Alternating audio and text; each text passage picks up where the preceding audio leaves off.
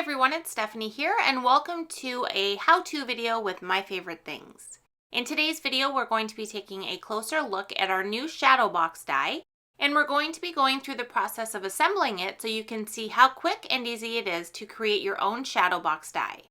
So first up, let's take a look at all of the dies that are included in the set. You have your main large piece that I showed first, which you will need to die cut 2 of to create your box. You have the smaller square, which is going to cut the window opening in one of your box pieces. You have a smaller panel that can be used to create a background panel. And then we also have 2 different size shelf dies that can be used on the inside of your shadow box. So let's go ahead and die cut all of our pieces and start assembling our box. Okay, so I've die cut the 2 main white pieces. I've also die cut the window opening in one of those white pieces. I have a aqua panel as well as 2 shelf dies, and I'm going to show you how quick and easy it is to put this all together.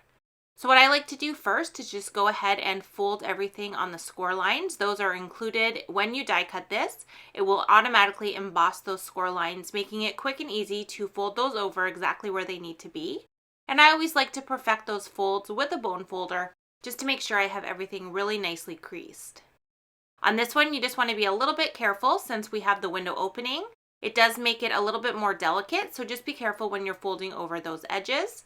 But it's going to be the same process. You're going to fold over on both of those score lines, and then we can assemble this together. For the adhesive on these, you can either use a skinny double-sided tape or you can use liquid glue.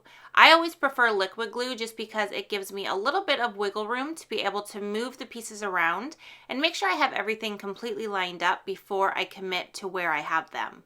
So once I have the 2 pieces together there, I'm just going to squeeze them together to make sure that that glue adheres. And you can see that the edge of the front of the shadow box where we have the window opening is going to be wide enough to cover up that little piece that we're gluing to the box. So you're not going to be able to see that at all once it's assembled. So I just went ahead and added glue now to the other side to form this into a complete box. And you can see here that you're able to press it completely flat on your work surface to make sure that everything is adhered. Next up, I'm going to use that same liquid glue to add some glue to my background panel and add that to the inside of the box. This can be anything from pattern paper to a scene that you've created, anything that you want to use to dress up the background in your shadow box. Now for the shelves, you have a couple of options with these. This little guy here is the perfect size to fit and hide in behind the edge of the shadow box frame. So you can use this to add to the top of your shadow box to create things that hang down, or you can use it on the bottom if you don't want to be able to see it. It's completely optional which end you want to use that on. I am going to adhere both of them to the bottom just for the purposes of this video, but you can adhere them to either end depending on the scene you're creating. The other shelf die is a little bit thicker, so you're going to be able to see that one through the window opening, and it provides the perfect place to adhere all of your characters or your images that you want to add in your scene. So once you have this part finished, your box is done and you can go ahead and have fun adding in all of the different elements you want to use to create your scene. And the great thing about this die is once you are finished creating it, you can press it down completely flat and it's going to fit into a standard A2 size envelope. You can then seal that up and it's going to be nice and thin so it's easily able to be mailed as well.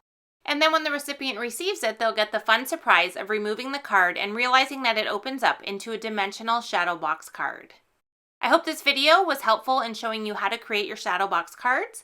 We can't wait to see the projects you create with this new die, so make sure to tag us on social media with #MFTstamps. As always, I appreciate you being here for another video, and I hope to see you again soon. Thanks so much for watching.